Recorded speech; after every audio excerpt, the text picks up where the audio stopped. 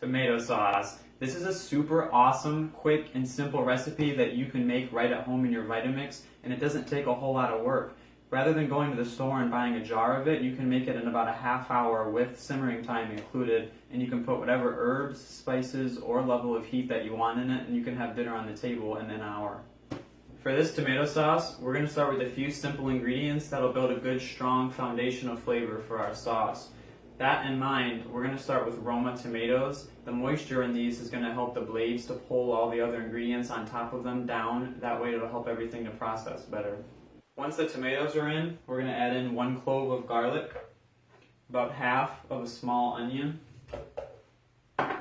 1 medium-sized carrot, about 2 tablespoons of tomato paste, a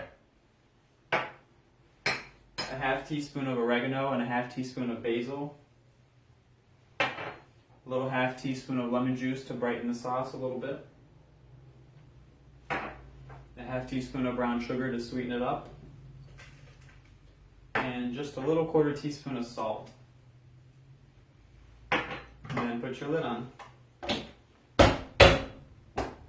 Once you've got all your ingredients into the container, make sure that you're set to variable 1, and then we're going to start and ramp it up to the highest speed and use the tamper to help it out a little bit.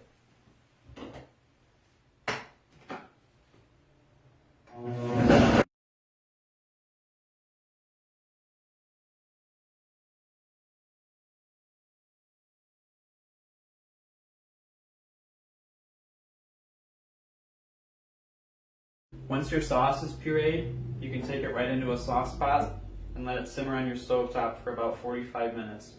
This process is going to help to intensify the flavors of what we put into this blend, as well as thicken and darken the color of your sauce. If it lasts as long as a week, that's how long it'll keep in the fridge, or if you decide to freeze it, it'll hold for about 4 months.